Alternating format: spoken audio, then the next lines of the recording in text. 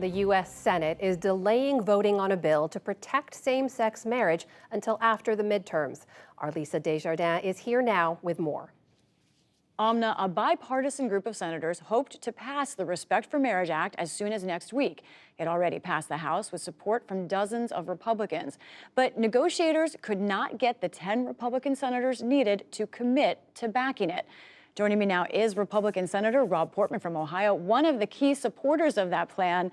Senator, let's start right there. Nationally, this is not a partisan issue. 70% of Americans support gay marriage, same-sex marriage, and it's a majority of Republicans. How do you explain the hesitancy and outright opposition from some of your fellow Senate Republicans? Well, there was a concern from a number of people about its impact on religious liberty, that if we were to try to codify the Supreme Court case, that it would have consequences that were unintended, perhaps, but that would affect people's religious liberty. So we've spent the last few weeks, as you know, working with language.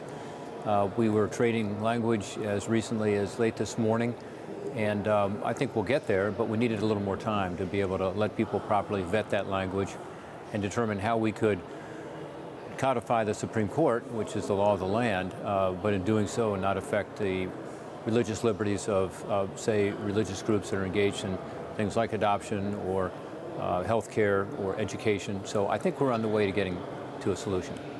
How do you respond to some folks, including some Republicans who talked to me today, who said, really, they just don't want to do this before the election? And Democrats say, well, that's political then, if the delay is for that reason.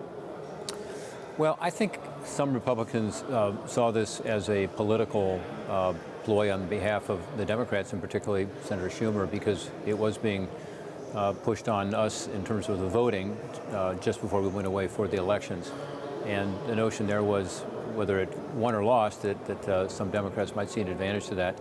I got to give credit to Tammy Baldwin, who's a Democratic senator from Wisconsin, and Kirsten Sinema, Democrat from Arizona, who worked with us and ensured that this would not be a political decision. And that's why I think in the end we were able to postpone it until we have time to vet this language and people to feel comfortable.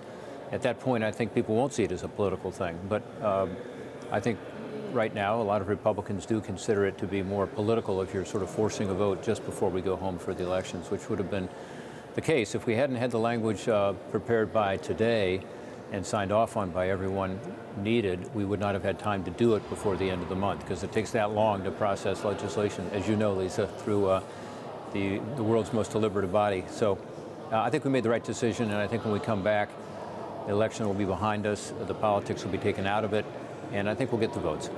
It's the right thing to do. I hear you saying you think you'll get there. This is a breathing period, so to speak. But there's also another tough issue in the headlines for your conference this week. That's abortion. Senator Lindsey Graham proposing a national 15-week abortion ban. I know that you believe this issue should be determined by the states. But I wonder, as I've heard from other Republicans, if you're concerned about the politics of this. Democrats are raising that idea of a national ban. Are you concerned what this could mean for Republicans at the polls this midterm season? I mean, I think it'll cut both ways, honestly, and it depends on the state or the congressional district. But, you know, I think most Americans, when you look at the polling data, and in fact, the research arm of Planned Parenthood says that 72% of Americans would support a 15-week bill, which had exceptions, which apparently this legislation does. I haven't looked at it closely, but it is a 15-week bill, has the exceptions, and that's where most people are. So I think it just depends on the state and on the congressional district and how individual candidates deal with it. We're glad to be talking to you today on a number of subjects, including border security and immigration. You are the ranking Republican on the Homeland Security Committee. I know that you support a border wall. You support more restrictions returning to Title 42 to limit migrant access.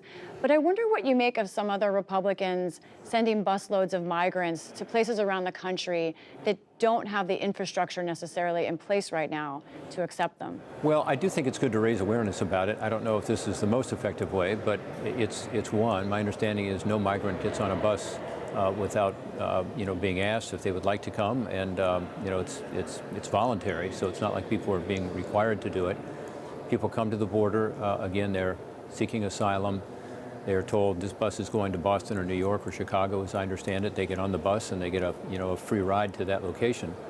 And apparently that's something that a lot of migrants are interested in doing. So I think it's something that, probably will raise some awareness, but it also does provide the transportation to these individuals. They want to go to places where They might have family members or think they can get a job. And, you know, it just is a reflection of the broken border system that there are so many, you know, thousands of people every day crossing the border. Again, we're looking at huge numbers that we haven't ever seen before in terms of the ultimate number of over 1 million people just during this administration that have come in this way through the asylum process, almost none of whom have had a hearing or are subject to any court proceedings yet, because that will be several years down the pike because there are so many people in the backlog right now. So the system's just not working. You just came back from Ukraine.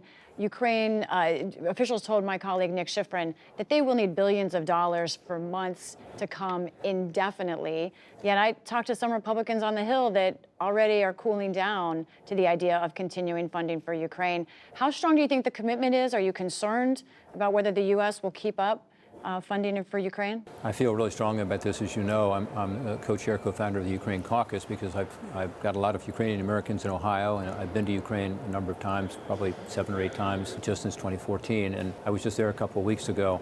This is our fight in addition to their fight. They're not asking for troops on the ground, and we're not providing them, but we are providing them is the ability to defend themselves against this Russian invasion, which is brutal, illegal, unprovoked, and the results of which are just terribly tragic. I'm really encouraged by what I see over the last few weeks, Lisa, which is the weapon systems and the ammunition that we have provided for Ukraine is now working to turn the tables. And they are actually making progress. Over 3,000 square miles were liberated just in the last few weeks by the Ukrainians. So this is not the time for us to pull back. It's the time for us to continue to providing support, along with many other countries. You know, there are 49 other countries that have provided military support to Ukraine. It's not just us, but we are the leaders, and we need to continue to lead the free world in this fight because it's a shield for freedom, not just for Ukraine, but certainly for Eastern Europe, Europe as a whole, and really for the entire world, because otherwise our adversaries and our allies are going to look at this and say, well, an authoritarian regime can simply waltz in, take over another country, in this case a democracy and an ally, and that will establish a precedent that will make the world much more dangerous and volatile and cost us a lot more over time. Senator Rob Portman of Ohio, thank you for talking with us. Thanks, Lisa. Appreciate you. Take care.